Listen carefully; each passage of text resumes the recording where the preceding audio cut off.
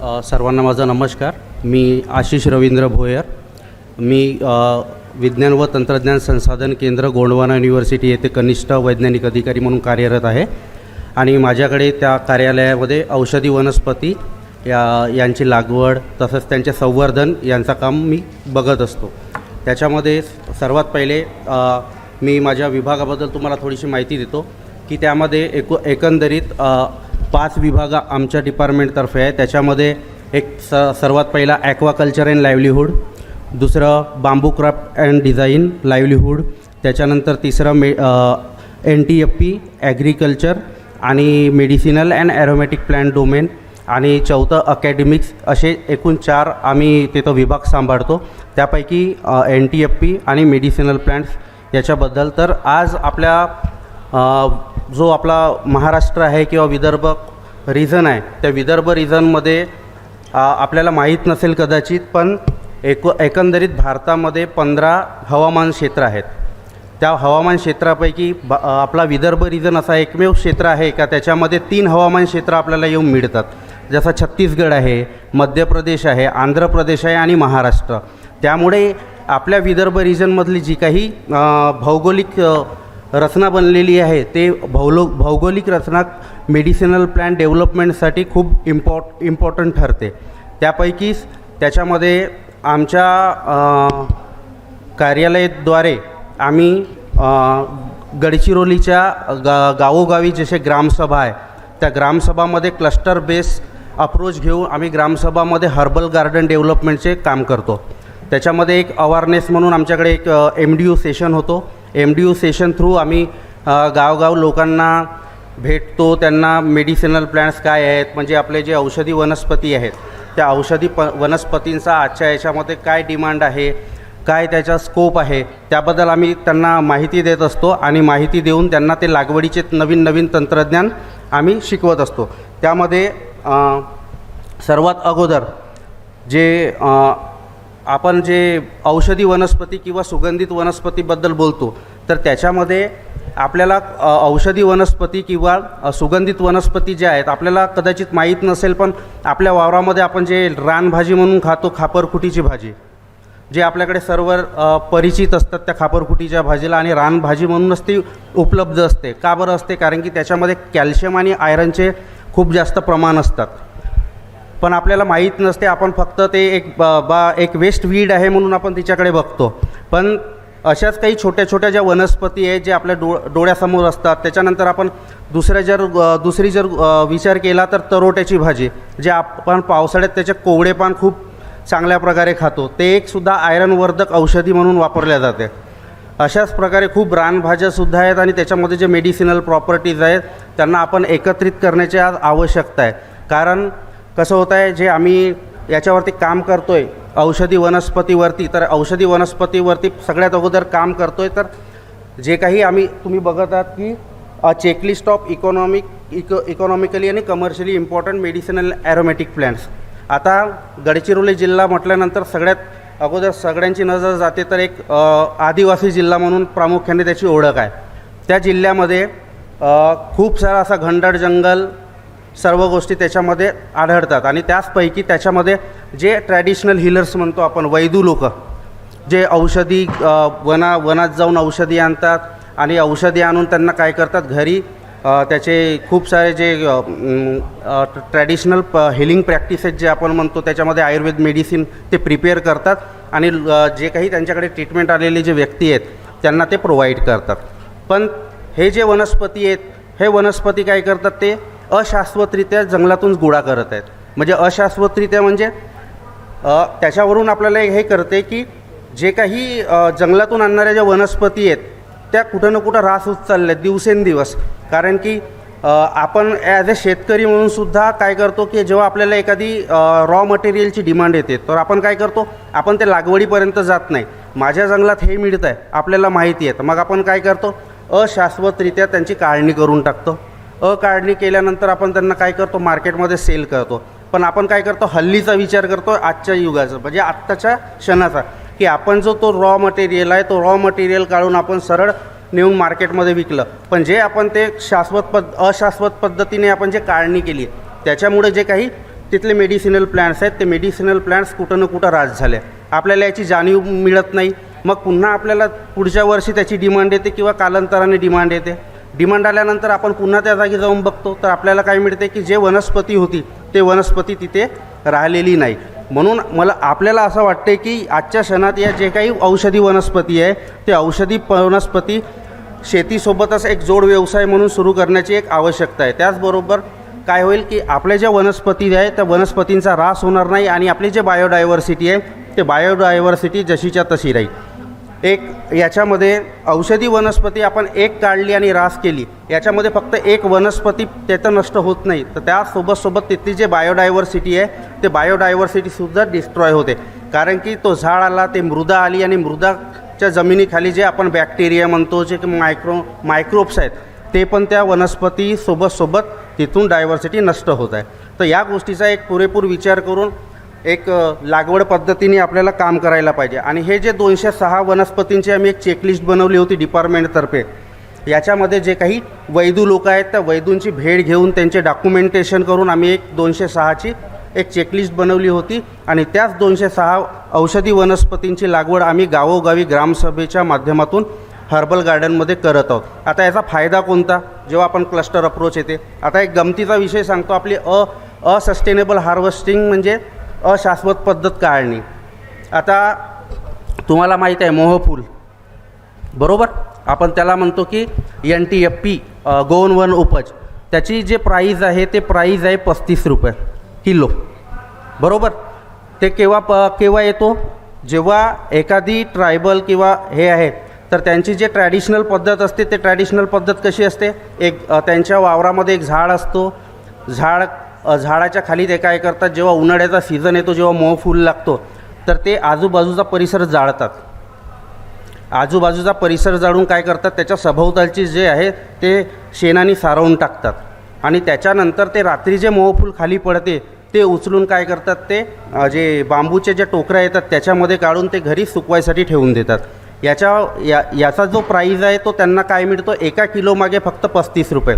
आम्ही 2016ला डॉक्टर नीरज हातेकर म्हणून आहेत मुंबई युनिव्हर्सिटीचे, त्यांच्यासोबत काम केलं भामरागड तहसीलमध्ये. आणि आम्ही त्यांना सस्टेनेबल हार्वेस्टिंगचा एक प्रोग्राम घेतला होता. त्यामध्ये त्यांना आम्ही बघितलं पहिले जे आमची एक प्राथमिक जी स्टडी होती त्या याच्यामध्ये की कुठं ना कुठं तो जो मोहा खाली पडलेला आहे त्या मोहावरती सकाळी उचलताना त्याला मुंग्या लागतात आणि त्याच्या खाली पडल्यानंतर त्याला गोटे वगैरे लागून तो डॅमेज होतो. तर असा जो मोहा असतो त्याला एक किंमत मिळत नाही. मग त्याच्यावर आपण काय उपाययोजना करू शकतो, तर मग त्याच्यावरती आम्ही काय केलं होतं, एक जे आपण फिशरमॅन नेट म्हणतो किंवा आपण जे मॉस्किटो नेट म्हणतो ते त्यांना आम्ही प्रोव्हाइड केली होती. असे एकूण 150 फार्मर्स जे आहेत ते 150 फार्मर्स किंवा ट्रायबल्सला दिले होते आणि 150 मोहाचे झाडं आम्ही काउंट करून त्यांना दिले होते.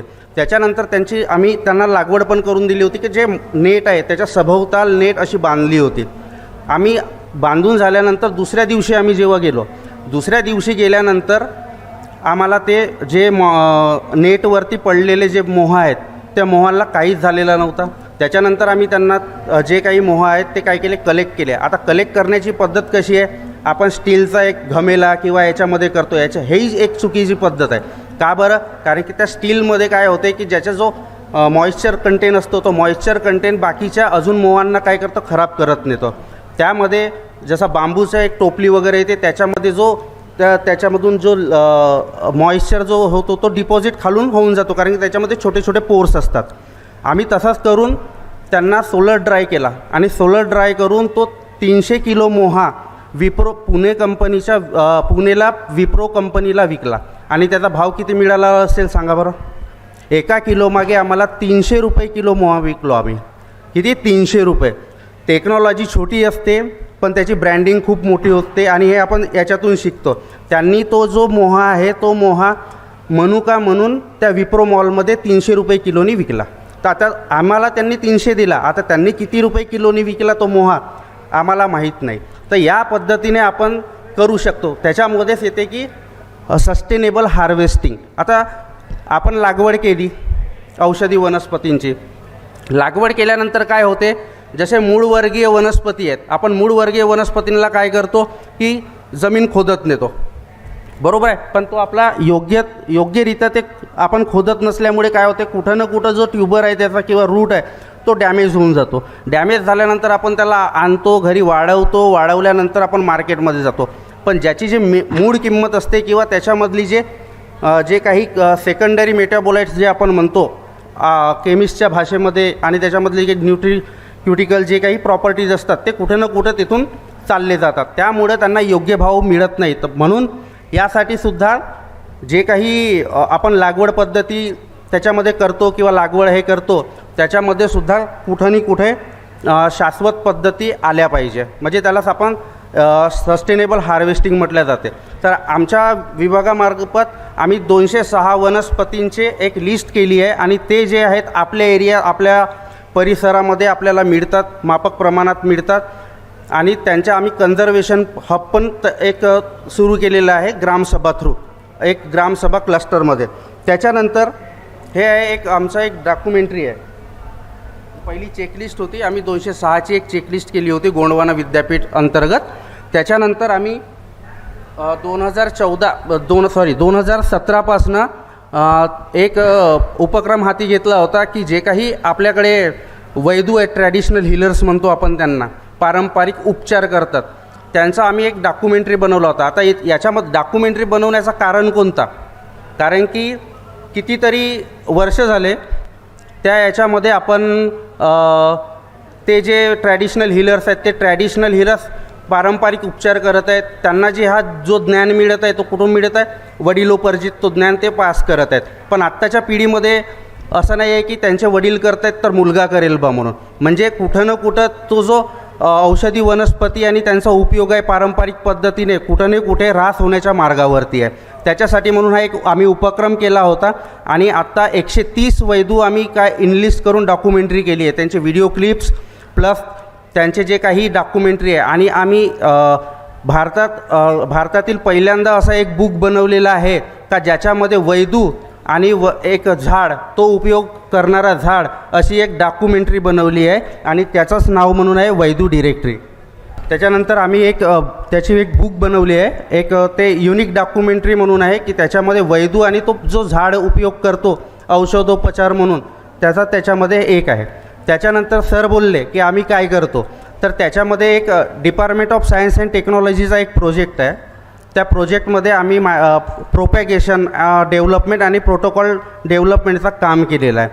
आता सर बोलले की झाडाबद्दल काही आहे का, ॲलोवेरा, आपण जसं ॲलोवेरा म्हणतात तर ॲलोवेरामध्ये सर आपल्याकडे जनरल जो आहे, आता तुम्ही बघता की जे आपलं रामदेव प्रोडक्शन आहे त्याच्यामध्ये हे जे आहे पहिले कॉन्ट्रॅक्ट पद्धतीने शेती सिस्टीम आली होती. त्याच्यामध्ये ॲलोवेरा, शतावरी ह्या साऱ्या गोष्टी त्यांनी दिल्या होत्या कॉन्ट्रॅक्च्युअल बेसिसवर की तुम्ही लागवड करा आणि मग आम्ही घेऊन जाऊ, बरोबर. पण त्याच्यानंतर काय झालं सर, त्यांनी सगळ्यांनी जे काही कॉन्ट्रॅक्च्युअल पद्धतीने शेती होते कॉन्ट्रॅक्ट बेसिसवरती ते सगळी मोडण्यात आली. का बरं मोडण्यात आली, कारण की त्याच्यामधून जो उत्पन्न होता तो उत्पन्न त्यांचा टेक्नॉलॉजी बेस नव्हता. कारण की त्यांना फक्त सॅपलिंग्स प्रोव्हाइड करून द्यायचे आणि त्याच्यानंतर त्याची मॉनिटरिंगसाठी काहीच नव्हता. त्याच्यामुळं जेव्हा प्रोडक्शनची वेळ येत होती तर त्या प्रोडक्शनमध्ये आपल्याला तो उत्पन्न मिळत नव्हता. त्यासाठीच म्हणून मी पहिल्यांदा ते सांगितलं की काय असते बा म्हणून. त्याच्यानंतर लागवड पद्धती, आणि माझा सर टॉपिक लागवड पद्धती नाही आहे, माझा जो टॉपिक होता तो होता स्कोप ऑफ मेडिसिनल प्लांट्स, म्हणजे त्याची संधी काय आहे शेतकऱ्यांसाठी, ठीक. तर त्याच्यानंतर त्या प्रोजेक्टमध्ये आम्ही 3 वनस्पती जे आहेत त्या 3 वनस्पतींची लागवड केली होती जे आपल्या विदर्भ रिजनमध्ये एकदम नामवश होत चालले आहेत. त्याच्यामध्ये एक आहे युरॅरिया पिक्टा, आपण कृष्णपर्णी म्हणतो, दशमुळामधला एक इंटिग्रेट आहे, दशमुळ्याचा मूळ. त्याच्यानंतर अग्निमंता, त्याला आपण म्हणतो प्रेमना सिरॅटोफोलिया, आणि तिसरा आहे रासना प्ल्युचिओ लॅन्सिएलेटा. ह्या ज्या 3 वनस्पती आहेत त्या 3 वनस्पती आपल्या एरियामध्ये फार क्वचित मिळतात आणि त्यांचा आम्ही मायक्रो प्रोपॅगेशन करून त्यांची लागवड पद्धती निर्माण केली की त्यांचा प्रोपोगेशन कसा केला जातो आणि ते शेतकऱ्यांपर्यंत कसं प्रोव्हाइड केला जाऊ शकतो आणि कसं. त्याच्यासाठी आम्ही 2 एकरवर एक गडचिरोलीला फॉरेस्ट डिपार्टमेंटकडून लँड अलोकेट करून एक डेमो प्लॉट बनवलेला आहे सर. त्याच्यामध्ये 450 कृष्णपर्णीच्या आम्ही नर्सरी डेव्हलप केलेली आहे आणि साईडलाच डेमो प्लॉटसुद्धा बनवला आहे. त्याच्यामध्ये शेतकरी येऊन बघून जातात की टेक्नॉलॉजी काय आहे, कशी आहे आणि कसा याचा उत्पन्न घेऊ शकतो. त्याच्यानंतर ह्याच्यामध्ये जे काही आमचे ग्रामसभा आहेत, मी आत्ताच बोललो होतो की आम्ही ग्रामसभा लेवलवरती हर्बल गार्डन डेव्हलपमेंट करतो.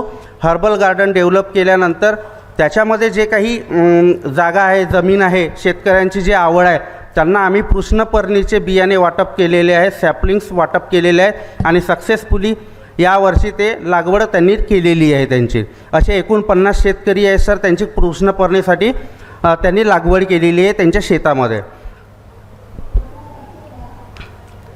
त्याच्यानंतर हे बघा सर, आम्ही तयार केलेली नर्सरी आणि त्याच्यामध्ये एक जर्मिनेशन प्रोटोकॉल आहे की आम्ही प्रोटोकॉलनुसार कसे गेलो आणि नर्सरी डेव्हलप कशी केली. एकूण 450 प्लॅन्ट स्पीसीज आहेत कृष्णपर्णीच्या की जे नामवत झाली आहे. म्हणजे आमचा उद्देश फक्त हाच नाही की फक्त आपण शेतकऱ्यांना प्रोव्हाइड करणे आणि त्यांना मार्केट लिंकेज करून देणे. त्याच्यामधला एक उद्देश हा पण आहे की जे वनस्पती आपण मार्केटमध्ये सेल करत आहोत त्याचा कुठं ना कुठं कन्झर्वेशन आणि प्रिझर्वेशन झालेला पाहिजे. त्यासाठीच म्हणजे येणाऱ्या जो काही भविष्यकाळ आहे त्या भविष्यकाळासाठी ते वनस्पती आपल्याकडे जिवंत राहिले. मग अशी ते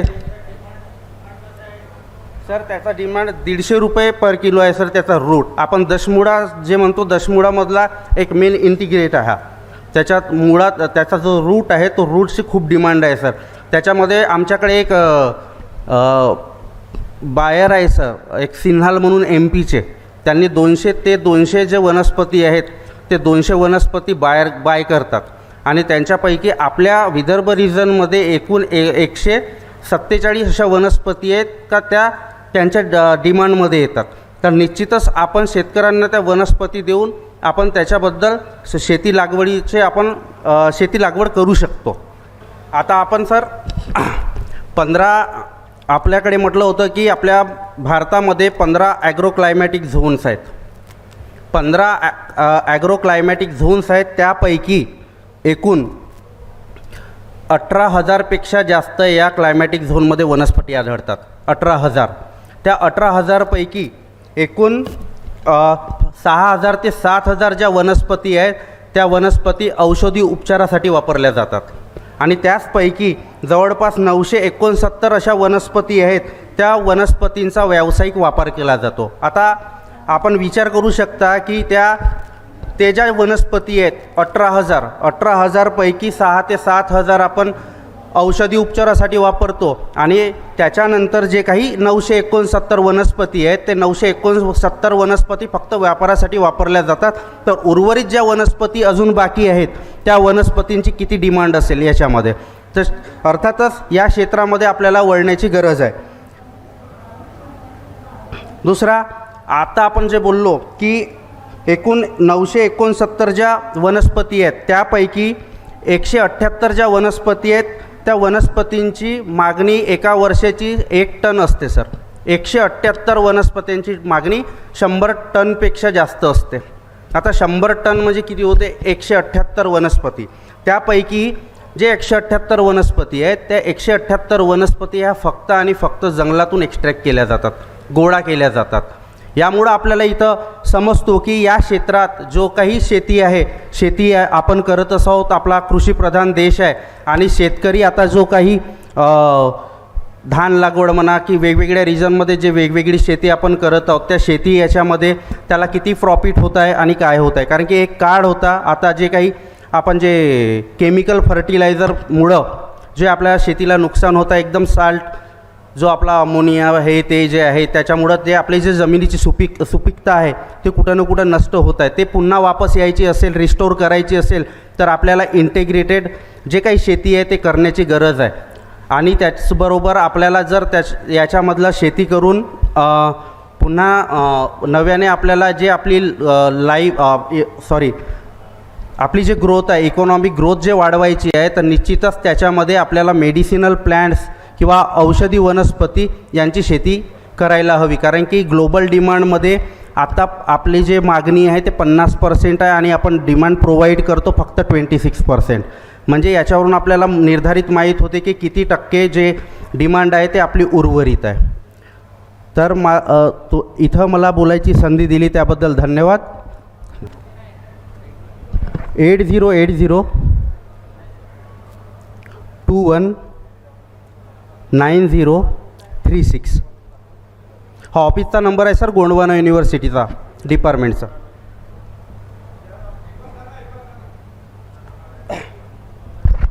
$8080219036.